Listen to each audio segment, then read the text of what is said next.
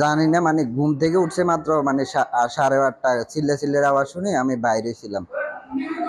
বাইরে হওয়ার পরে দরজা খুলে আমি দেখি যে মানে চিল্লাচিল্লির আওয়াজ আর রক্ত, আমার সিঁড়ির রুমের মধ্যে রক্ত। রক্ত হওয়ার পরে আমি ওই এক লোকেরে দেখতেছি, আমার পাশের ভাড়াটিয়া, এরে দেখতেছি মানে ইয়ে নিয়ে বাইরে হইতেছে, দাও নিয়ে আসতেছে ওই দিক থেকে। আমি বলি যে ভাই কি সমস্যা হয়েছে, কি হয়েছে? হে আমারে কয় যে কি কি কই, আবার আমারে দিছে কোপ। এ আমার কান টান নিয়ে এদিকে কোপ দিছে। আমি তো হতভম্ব পুরা। দেওয়ার পরে আমি দরজা বন্ধ করতে চাইছি, দরজা ধাক্কায় আমার রুমের ভিতরে ঢুকছে। আমার বাচ্চা আছে 4.5 বছরের।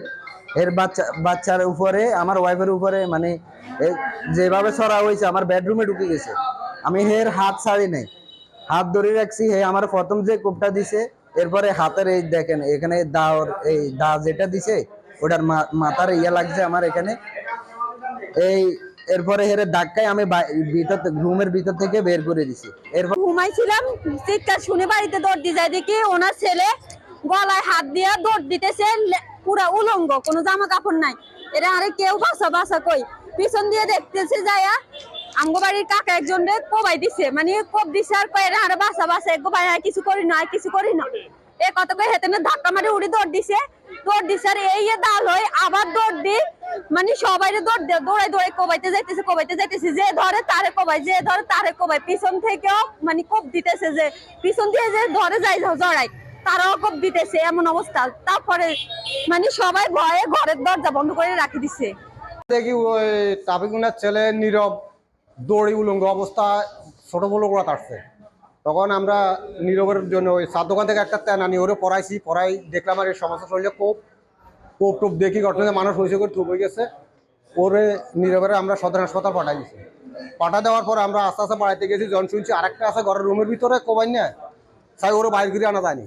গেছি আর উনি আমাদেরকে দাঁড়ালোই একে একে 3-4 বার দৌড়াইছে। দৌড়াবার পরে যা ঘটনা আমরা ছত্রভঙ্গ হয়ে গেছি, যাই আমরা ব্যাগ দৌড়াইতে পরে বাড়ির দরজার মধ্যে খাড়া দিছি, যাই 99-এ ফোন দিছি। 99-এ ফোন দেওয়ার আরো পুলিশকে ফোন দিছে, তখন পুলিশ যায় উনারে ধরছে। দুইজন আমি পাইছি মারামারি হয়েছে, একজনের আঘাত হচ্ছে গুরুতর, উনি ভর্তি আছে। আরেকজনের হচ্ছে গিয়ে আঘাত আছে, কিন্তু আমরা যে প্রাথমিক চিকিৎসা দিয়ে বাড়ি যাওয়ার মতো অবস্থা আছে আর কি। আমরা তাকে ট্রিটমেন্ট দিয়ে বাড়িতে দিয়ে দিচ্ছি। ওই রেফার দিয়ে আগে মানে যে ডাক্তার রিসিভ করছে উনি দেখে ভর্তি দিছে এবং গুরুতর অবস্থা থেকে ঢাকায় রেফার করছে, প্রাথমিক চিকিৎসা দিয়ে ঢাকায় পাঠিয়ে দেওয়া হয়েছে আর কি।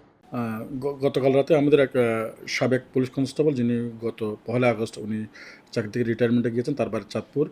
গতকাল তিনি তার সন্তান সহ, তার 2 সন্তান, প্রথম সন্তান মানসিক অবসাদগ্রস্ত, মানসিক প্রতিবন্ধী, ওনার কিছু মানসিক সমস্যা রয়েছে আমাদের কনস্টেবলের।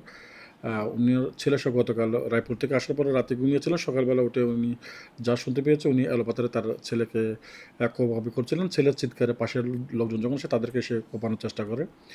তার ছেলে এবং হচ্ছে যাকে কুপিয়েছে তারা গুরুতর আহত হয়, তাদেরকে ঢাকা মেডিকেলে রেফার করা হয়েছে। এবং সেও হচ্ছে 3 তলা থেকে দাসহ সে 3 তলা থেকে লাফিয়ে নিচে পড়েছে, তার মাথায় আঘাতপ্রাপ্ত হয় এবং হাসপাতালে চিকিৎসাধীন অবস্থায় সে আজকে 10-10:30টার দিকে সে মৃত্যুবরণ করেছে। তো এই ব্যাপারে এখন আমরা পোস্টমর্টম করছি এবং হচ্ছে আমরা ঘটনাটা তদন্ত করব। তদন্ত করে আমরা আরও বিস্তারিত আপনাদের জানাতে পারবো।